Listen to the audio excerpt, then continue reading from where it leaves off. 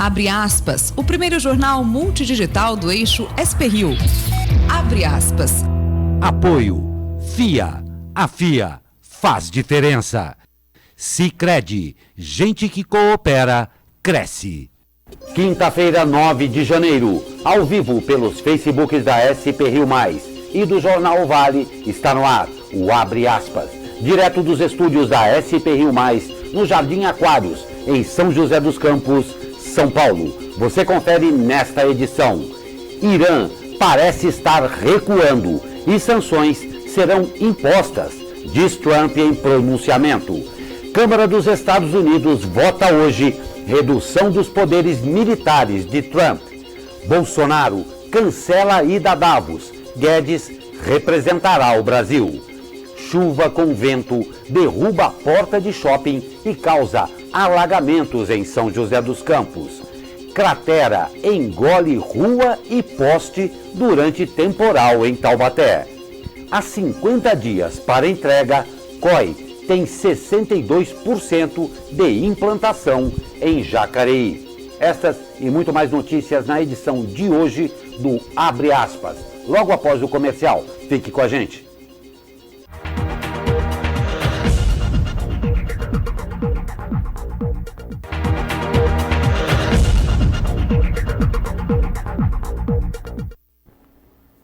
Olá, muito bom dia. Estamos de volta ao vivo com o Abre Aspas desta quinta-feira. Comigo, nossa jornalista Caroline Correia. Muito bom dia, Caroline. Bom dia, Glauco. Bom dia a vocês de casa e também, com o nosso comentarista convidado, Leandro.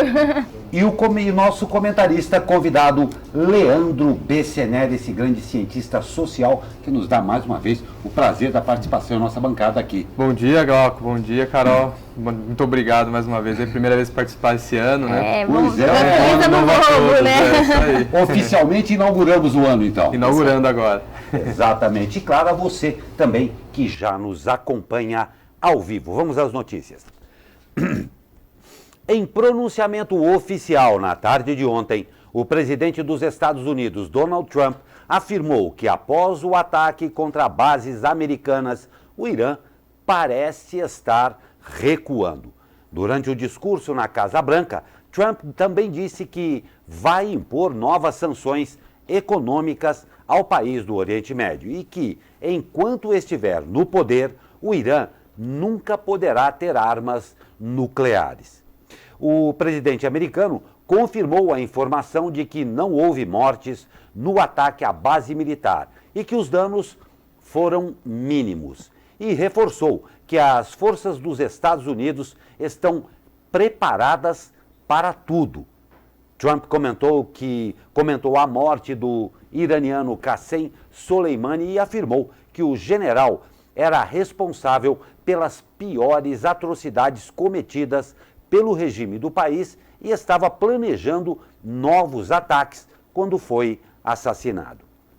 Trump completou dizendo que Soleimani deveria ter sido eliminado há muito tempo. Eu acredito que a gente tem a melhor pessoa hoje para comentar, sobre isso, que hoje a gente está com o Leandro aqui, que é cientista social, para quem não sabe. Leandro, eu queria que você me falasse um pouquinho aí, como é que está sendo, essa repercussão, tanto que acabou envolvendo um pouquinho o Brasil também, Queria que você me comentasse aí do seu viés. Envolvendo o Brasil de forma totalmente desnecessária, Exatamente. Que é uma questão que não compete ao Brasil. E digo mais, é uma questão que essas próprias iniciativas que os Estados Unidos tomam, tentando ter um papel como se fosse um mediador global e dizendo o que é certo e o que é errado com base na perspectiva de visão deles, eu acredito ser muito equivocada, Porque é muito fácil eles irem até o Oriente Médio e levarem uma guerra, levarem um conflito até lá.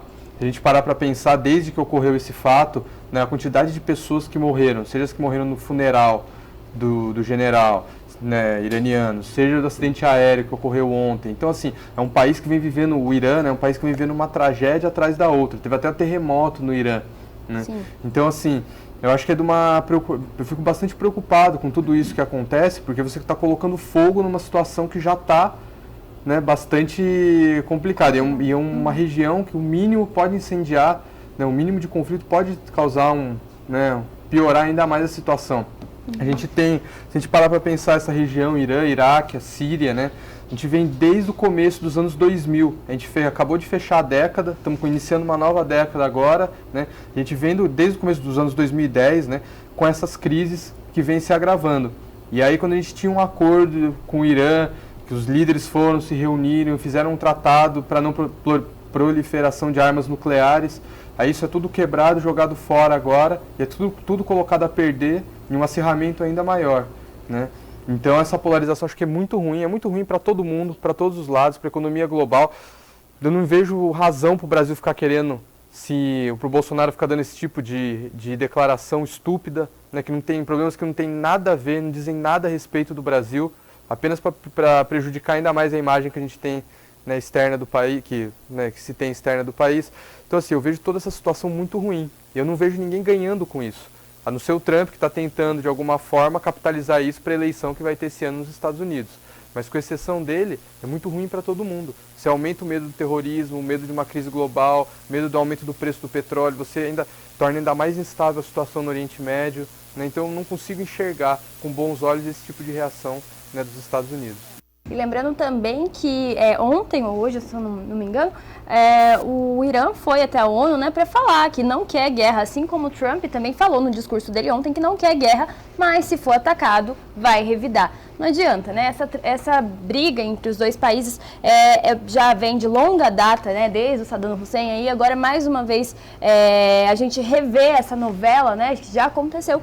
E lembrando também que o Bolsonaro disse que vai tentar manter os preços do combustível mais tranquilo aqui no Brasil, né? Porque a gente sabe que esse tipo de ação dá uma alta nos combustíveis, né? No petróleo lá fora e acaba atingindo aqui dentro do nosso país e no nosso bolso, né? Porque a gente acha, não, tá tão lá longe, não, tá mais perto do que a gente imagina, né? Sim, esse problema, né, a questão dos conflitos entre os Estados Unidos e, né, Irã, basicamente, né, particularmente no caso do Irã, isso se arrasta desde a década de 50, com interferência dos Estados Unidos em processos internos do Irã. O Irã ele tinha um presidente, o presidente resolveu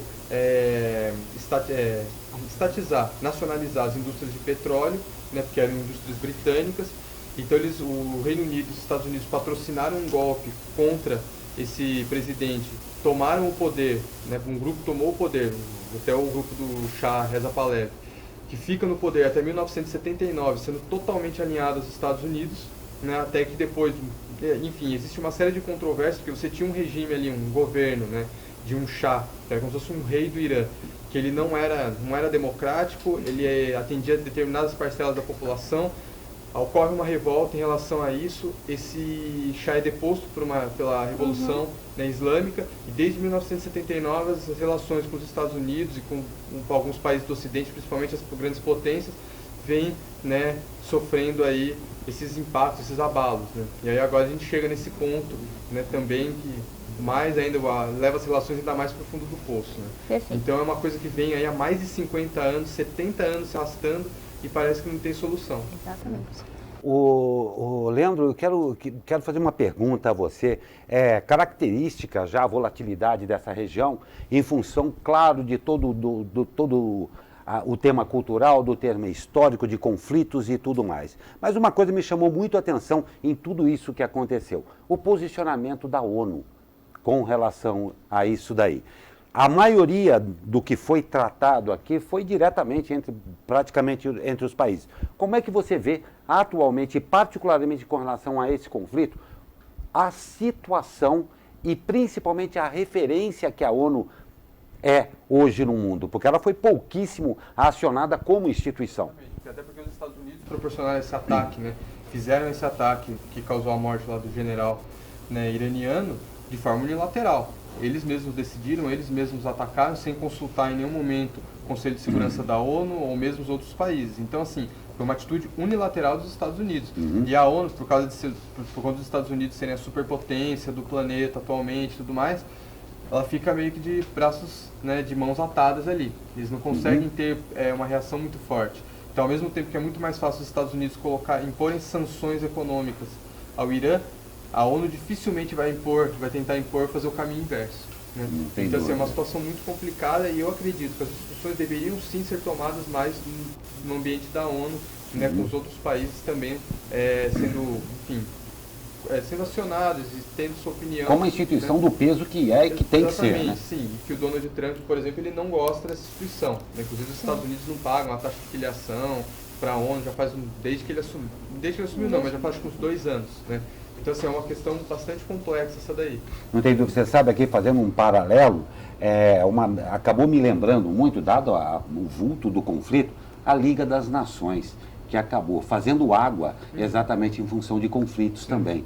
E isso me chamou muito a atenção, porque a instituição ONU foi feita exatamente para fazer as mediações em termos diplomáticos, para que nós não chegássemos às vias de fato, como ocorreu. E creio eu, que é bem preocupante isso daí. Sim. E nada bom para ninguém. Exatamente. Né? Bem terrível. E a respeito disso, inclusive, a Câmara dos Deputados dos Estados Unidos votará hoje um projeto para reduzir o poder do presidente Donald Trump de determinar ações militares contra o Irã. A exceção será apenas para os ataques autorizados previamente pelo Congresso, segundo informações do jornal The New York Times. A iniciativa gera polêmica por limitar o poder de um presidente de declarar guerra, mas sua votação foi agendada pela certeza de aprovação, já que a Câmara tem maioria democrata. A tramitação do texto ganhou força após a operação militar que matou Qassem Soleimani. É o que a gente já havia visto, né? Sim. Exatamente. Logo, só lembrando aqui, a gente já teve algumas participações. O Milton Kudamastizo, toda vez que ele entra aqui é muito difícil ler. Complicado mesmo. Complicado.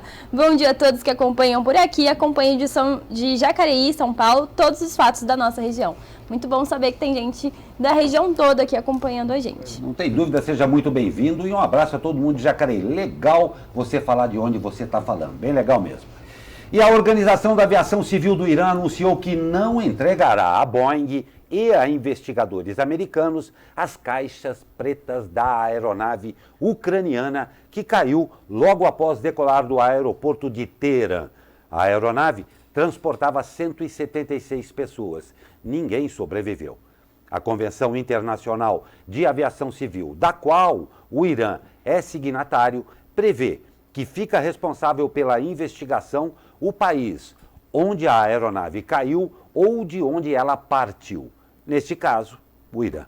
No entanto, a convenção também prevê que o país fabricante e a empresa que produziu a aeronave possam participar da investigação e tenham acesso às informações das caixas pretas. De acordo com o relatório inicial da Organização da Aviação Civil iraniana, o avião ucraniano voltava para o aeroporto de Teherã após um problema quando pegou fogo e caiu. Igor Sosnovsky, vice-diretor de operações da Ukrainian International Airlines, proprietária do avião, afirmou que a probabilidade de que um erro da tripulação tenha provocado a tragédia é mínima. Abre aspas. Segundo registros da companhia ucraniana, a aeronave subiu até 2.400 metros. Dada a experiência da tripulação, a probabilidade de erro é mínima. Nem sequer consideramos essa chance, disse Igor. Realmente isso daí está chamando muita atenção no mundo inteiro, dada primeiro a calamidade. Foram 176 pessoas, dada a hora em que isso aconteceu, a época em que isso aconteceu, até as grandes companhias do mundo cancelaram o sobrevoo do espaço aéreo iraquiano e iraniano. Agora, bem estranho isso daí, gera mais polêmica ainda o fato do Irã falar que não vai disponibilizar as informações da caixa preta, né? Só um ponto, o avião ele tinha passado por uma revisão na segunda-feira. Exatamente. Então, é muito difícil ter dado algum tipo de pane, sendo que um dia antes ele passou por revisão aí, né? Muitas notícias estão falando que ele pegou fogo e estava tentando retornar, né, ao aeroporto. E agora a gente fica nessa dúvida aí do que vai acontecer. Qual a sua opinião, Leandro? Não, eu acho que a gente precisa esperar, né, a investigação caminhar, porque as investigações de acidentes aéreos, elas são longas devido à complexidade, né? Então tem que aguardar para ver o que será disponibilizado disso. Sempre quando acontece um acidente aéreo, depois sai um relatório, né, até por conta dessa convenção internacional, sai um relatório sobre esse acidente, sobre o que aconteceu, é tudo apurado, as causas, né, as possíveis causas, enfim. Então tem que aguardar, vai demorar, porque é uma coisa demorada mesmo naturalmente, e vai sair, né, o que de fato ocorreu com essa aeronave. A gente espera que seja uma apuração por parte do Irã, imparcial, que eles consigam fazer essa apuração, né, e tornem claras as razões pela qual houve o acidente. Até porque, né, aí a aviação aprende com esse acidente também e pode prevenir futuros acidentes. Agora, se de fato, né, como estão falando, pode ter sido atacada, a aeronave pode ter sido atacada, aí aumenta ainda mais a tensão. O que, convenhamos, isso daí já aconteceu em 1988, não seria a primeira vez que uma aeronave decolando, partindo do Irã, é alvejada, né? E a gente teve em 1988 uma aeronave da Iran Air que foi atacada por mísseis de uma fragata americana. Derrubou-se esse avião, era um Airbus, morreram mais de 200 pessoas. Os Estados Unidos nunca pediram desculpa por isso, apenas reconhecem que foi um erro. Então, assim, joga ainda mais lenha nessa fogueira que está complicada. Mesmo fato que aconteceu, inclusive, com um míssil soviético. Na Ucrânia. Exatamente.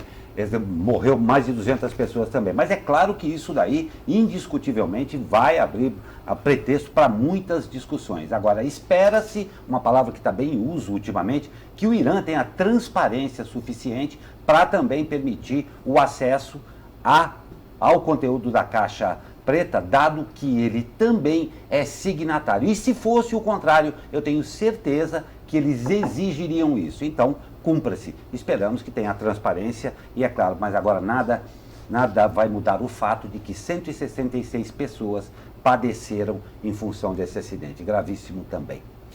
E Bolsonaro não vai a Davos. O porta-voz da presidência, Otávio Rego Barros, informou ontem que o presidente Jair Bolsonaro cancelou a ida ao Fórum Econômico Mundial em Davos, na Suíça. Abre aspas para o porta-voz. Está cancelada a ida do presidente. Falei com ele há pouco. As razões para o cancelamento por parte do presidente são aquelas que já estamos esboçando há tempos, declarou Rego Barros. Questionado sobre os motivos da não ida do presidente, o porta-voz disse que o presidente e assessores analisaram uma série de aspectos, como econômicos, de segurança e políticos. Com isso, o presidente avaliou que seria o caso da não ida. Otávio Rego Barros também foi questionado se a crise entre Estados Unidos e Irã seria um dos motivos. O porta-voz respondeu que não há absolutamente nenhuma ligação com o fato ocorrido há pouco no Irã e no Iraque envolvendo os Estados Unidos. O Fórum Econômico é realizado há quase 50 anos e no encontro, líderes mundiais e chefes das maiores empresas do mundo discutem medidas para o aquecimento da economia global. A reunião deste ano acontecerá entre os dias 21 e 24 deste mês. Entre os temas da discussão estão economias mais justas, como salvar o planeta, futuros saudáveis e tecnologia para o bem. No ano passado foi o primeiro discurso, a primeira viagem internacional do Bolsonaro foi a Davos. E ele falou também sobre a preservação ambiental, o avanço tecnológico, além de garantir seguranças para turistas que visitariam o Brasil, né? Então, é um congresso muito importante, né? E que o nosso presidente não vai, mas aí o Paulo Guedes vai estar representando o Brasil. Logo após, o Bolsonaro iria para a Índia, por enquanto está mantido essa viagem para a Índia, mas vamos aguardar aí o que vai acontecer, né? Não vá mesmo, ele não entende nada de nada, ele vai para fazer o país passar vergonha, fazer discurso de 2, 3 minutos, gastando uma fortuna para viajar, então é melhor que não vá mesmo. Então que fique aqui no Brasil e fique, né, na dele, sem causar nenhum problema maior para o nosso país, né? Perfeito. Só lembrando que teve mais uma participação aí do Israel Goldenstein, mandando bom dia, bom trabalho para você também, Gold, que está aí trabalhando aí na outra emissora, e ele mandou aí a opinião dele. Sobre a questão entre Irã e Estados Unidos, devo ressaltar num déficit comercial entre as áreas petrolíferas, e armamentistas. No comentário de Trump, está claro que os Estados Unidos querem manter o foco no mundo como país sobressalente. E sobre o avião, está claro que há grande possibilidade de sabotagem. Bom, obrigada aí pela sua opinião, Golden. Sempre que tiver aí participação, manda pra gente, que é super legal ter a sua participação por aqui no Abre Aspas. Não tem nenhuma dúvida. Algum comentário, Leandro? Acho que a gente já comentou bastante sobre isso hoje. Pois é. Nós vamos para um rápido comercial e eu já faço um convite a você, já em nossos estúdios, o editor-chefe do jornal O Vale, Guilherme Codazzi. E a gente vai ter uma entrevista muito bacana, conversando a respeito de um projeto do Guilherme, que é Cartas Perdidas. Para lá de interessante, eu convido a você, no terceiro bloco, nós teremos essa entrevista e, claro, a participar. Rápido intervalo e já voltamos. Fique com a gente.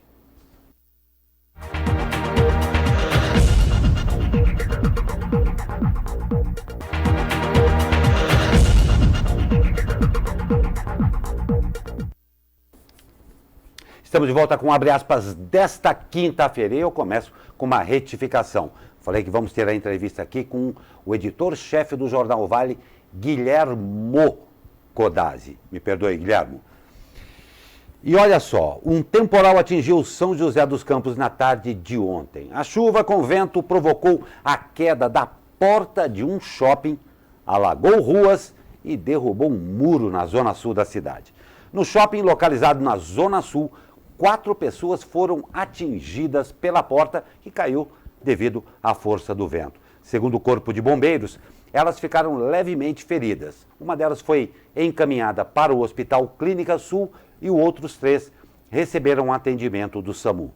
Em nota, o Shopping Jardim Oriente informou que os primeiros socorros foram prestados de imediato e que as 4 pessoas feridas já tiveram alta médica. Segundo a Prefeitura, a Defesa Civil atendeu 18 ocorrências, sendo 13 delas queda de árvores.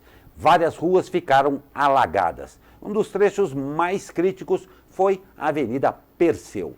Carros e motocicletas enfrentaram dificuldade ao tentar passar pelo local. Também registro de alagamento na Avenida Cidade Jardim, ruas da região central e a Estrada Velha entre São José e Jacareí. No Jardim América, o muro de um condomínio cedeu e caiu próximo a um parquinho. Ninguém ficou ferido. Você viu as imagens? Algumas imagens circulando na internet das chuvas de ontem, né? Assustador. Assustador. Para quem foram em todas as regiões. A região sul foi afetada, a leste foi afetada, o centro foi afetado. Então, essas chuvas muito fortes. A gente está a chuva foi no 8º dia do ano, né? Ainda tem aí toda a temporada de chuvas aí. E ontem o céu estava, não sei se vocês viram, hein? O céu estava assustador. Sim, mesmo. Coisa exatamente. Daquelas séries que tem, como é que vocês sempre falam? Do Stranger Things? Não, dos vampiros e tal. Tava aquele céu de filme de terror.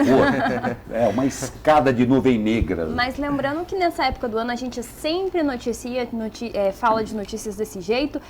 Sempre há quedas de barreiras, ruas alagadas, né? Mas isso não cabe só à prefeitura. Lembra, vamos jogar o lixo no lixo, né? Porque acaba afetando os córregos e o que tampa os córregos e a água não consegue escorrer. Então, cabe à prefeitura, obviamente, sim, mas também à população. E lembrando que dá para mandar mensagem para a Defesa Civil, se eu não me engano, é 140, e a Defesa Civil manda as mensagens alertando os temporais que vão ter na sua cidade, na sua região. Você coloca lá o seu endereço certinho e aí você recebe essa notificação. Já fica alertado aí para um possível temporal, né? Não tem dúvida, a nossa redação vai conferir certinho o telefone da Defesa Civil que a gente vai passar para você. E chuvas fortes também em Taubaté. Ontem no bairro Bosque Flamboyant, uma cratera, olha o tamanho da cratera, engoliu a rua e um poste e deixou moradores de um prédio sem energia elétrica na Avenida Maria Aparecida Marcondes de Araújo. O buraco se abriu por volta das 19h30 e tem, olha só as medidas, 15 metros de comprimento e 4 metros de profundidade, está bem próximo à calçada ali. Além de levar o asfalto, ele engoliu também um poste de energia, olha isso aí. Em nota, a prefeitura informou que uma galeria de águas pluviais teria se rompido e com isso o asfalto cedeu. Disse ainda que o engenheiro da Secretaria de Obras esteve no local para vistoria no imóvel próximo ao buraco. Não houve ocorrência de interdição. Impressionante o buraco ali. Não é notícia nova em Taubaté. Já tivemos 2 casos de cratera. Um no ano passado, ali na avenida próximo à associação, não vou me recordar o nome, e outra na Avenida Bandeirantes, né? No ano retrasado. Então já temos aí 3 anos seguidos cratera em Taubaté. Então a gente precisa, o governo precisa ficar mais atento a isso. E sempre é a mesma desculpa, que está passando córregos e aí cede a rua. No ano passado foi um carro, nos 2 últimos anos foram carros que foram engolidos. As pessoas não ficaram feridas gravemente, mas aí a gente fica, pelo menos desse ano foi só um poste, pelo menos. Mas a gente precisa ficar aí. Esse ano foi só um poste. Imagina. Eu estava vendo a imagem ali que estava aparecendo o portal para o centro da Terra. No primeiro ano, se eu não me engano, foi em 2017, que foi o primeiro caso de cratera em Taubaté. Teve um motorista, se eu não me engano, ele era de táxi, e ele foi engolido pela cratera. Então imagina, pelo menos esse ano foi um poste, outra vez foi uma pessoa. Pior ainda. Então, é triste. Não, é muito, muito triste mesmo. Eu vou aqui dar uma informação, como nós havíamos prometido, para realizar o cadastramento ali com a Defesa Civil, né? Isso, é possível solicitar o serviço enviando um SMS para o número 40199. 40199. Basta enviar o CEP da sua residência ou de outros locais de interesse em qualquer período. Os usuários podem cadastrar quantos endereços quiserem, desde que faça esse cadastro por SMS, complementando a informação ótima anterior. Dica. Muito bom isso. É muito boa. Quase acertei legal. o número. Quase. Não, mas tá bom, tá ótimo, tá ótimo. Lembrei da informação, pelo menos. E vamos para São José dos Campos. A Justiça aqui de São José condicionou a aplicação de qualquer reajuste da tarifa do transporte público à realização de uma nova auditoria do sistema. Dessa vez, com participação de representantes da sociedade dentro dos parâmetros estabelecidos pela legislação municipal. A decisão, expedida ontem pela juíza Laís Helena de Carvalho Escamila Jardim, da 2ª Vara da Fazenda Pública, vale para os 2 processos movidos pela Defensoria Pública contra a Prefeitura. A ação, referente ao reajuste de 2020, foi apensada ao processo que questionava o reajuste de 2019. Nessa nova decisão, a Justiça se posicionou pela primeira vez com relação ao argumento que era a aposta da gestão tucana para liberar o aumento na passagem. O governo Felício alegava que a lei foi cumprida com a aprovação da auditoria do sistema pelo Conselho Municipal de Mobilidade Urbana, em outubro passado. Na decisão, a juíza destacou que esse era um dos requisitos necessários, mas não o único.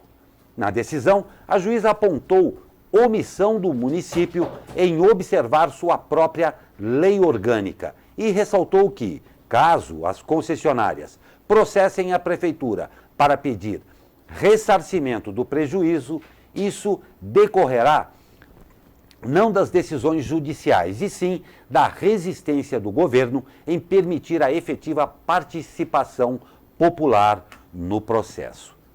O governo Felício afirmou que, após ser notificado sobre a decisão, analisará as providências necessárias. Já a Busvale, que representa as concessionárias, informou que a decisão e o contexto no qual ela foi tomada serão analisados pelo departamento jurídico de cada uma das empresas, para definição de eventuais ações futuras.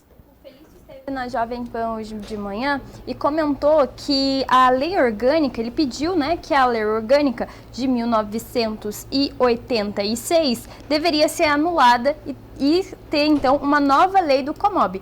E ele ainda alegou que a juíza não entendeu dessa forma. Então, aí virou essa novela mais uma vez. E lembrando que quando o Felício esteve aqui na SP Rio junto com o Vale no Mais entrevista, ele falou que a melhor resposta é a resposta da justiça, que ela demora e tudo mais. Então, a gente está vendo a resposta da justiça agora. Então, vamos ver como é que vai terminar, né, tudo isso. Com certeza a gente vai ter um viés mais firme, mais forte aí para o fim da semana ou na semana que vem. Hoje ele vai dando uma coletiva de imprensa, então amanhã a gente vai tá conseguindo trazer mais informações sobre isso. Eu acho que independente da decisão judicial, que a gente tem que ver é o peso do aumento nas tarifas de ônibus, né? E o peso que isso tem sobre a população, sobre as empresas que fornecem, né, o Vale Transporte. Então eu acho isso muito preocupante, porque foi um aumento muito alto.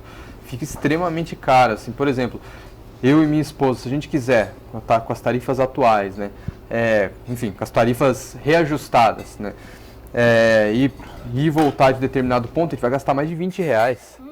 Entendeu? Isso é muito caro, isso torna inviável a gente usar o transporte público. Então eu acho que transformar mais um serviço essencial à população, né, com esse olhar de mercadoria, e transformar isso em uma coisa quase inacessível por conta do seu elevado valor, complica muito toda a situação. Isso afeta a mobilidade da cidade, isso afeta a questão das pessoas que se deslocam procurando emprego.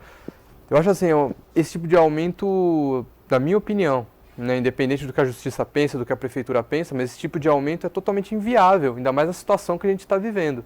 Então você colocar mais de R$5 uma passagem de ônibus, eu acho isso muito caro, você acaba inviabilizando o transporte público. Lembrando que o transporte público, né, o ônibus, ele é um transporte social, né, que ele vai pagar. A pessoa que vai lá da Zona Norte, vai vir para cá, ela vai pagar o mesmo valor de uma pessoa que anda, trafega aqui na Zona Norte. E também, claro, é um transporte meio que voltado mais a trabalhadores, né, que usam isso diariamente aí e acaba pesando muito no bolso, já que o salário não aumenta, a inflação aumenta muito, e aí a gente vai pôr na ponta do lápis lá, aí muitas vezes a gente tem que cortar lazer, tem que cortar outras